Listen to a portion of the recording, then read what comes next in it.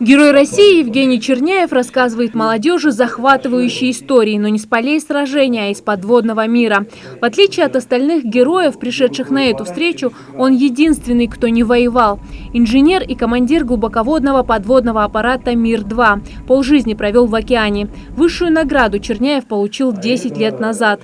За мужество и героизм, проявленные в экстремальных условиях, и успешное проведение арктической экспедиции. В 2007-м он был в числе тех, кто совершил погружение на дно Северного Ледовитого океана для закрепления прав России на добычу полезных ископаемых. На глубине в 4260 метров его экипажем был установлен флаг России и капсула с посланием потомкам. Студентов особо заинтересовали погружения на месте гибели легендарного «Титаника» и других затонувших кораблей. Бисмарк – это монстр, который сделала фашистская Германия, когда в начале войны.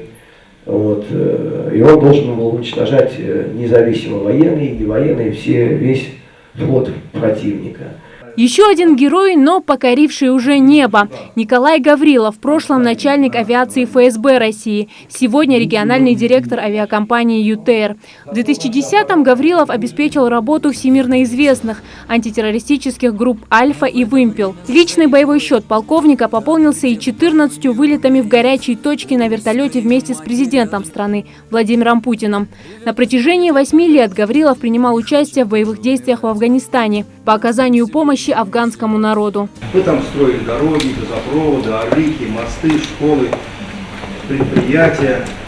Учили их водить машины, чинить их, летать.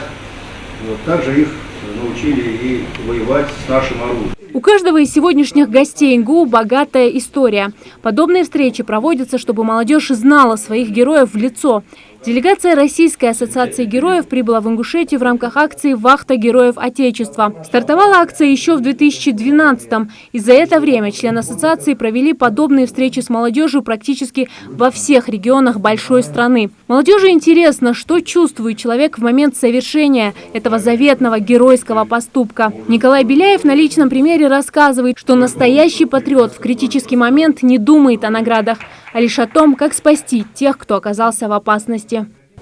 Для меня звание Героя России, оно прошло под вопросом, буду я жить или не буду. Тяжелейшее ранение было в голову. Состоялся указ, а еще я был в коме, поэтому и даже через 2 месяца я только получил эту награду. Карьера, личная жизнь, ценности, герои, открытые для любого диалога. Их главная цель – вдохновить и направить молодежь. Баатыр Гендеев рассказывает о своем тернистом пути от простого сельского парня до полковника полиции и героя России. Почему выбрали именно этот путь? И если бы сейчас можно было бы вернуться назад, хотели бы вы что-то изменить? Я грезил этой профессии, когда в степи ходил, смотрел, как летает самолет, еще удивлялся.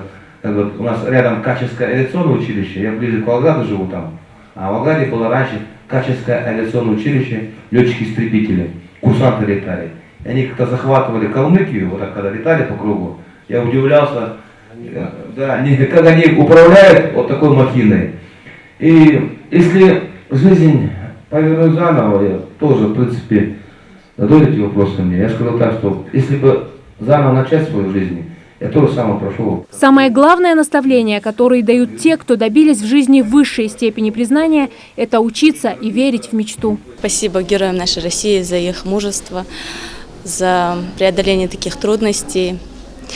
Они послужили для меня большим примером. Делегация героев пробудет в Ингушетии еще 1 день, а потом отправится дальше вдохновлять молодежь на блестящую карьеру и счастливое будущее.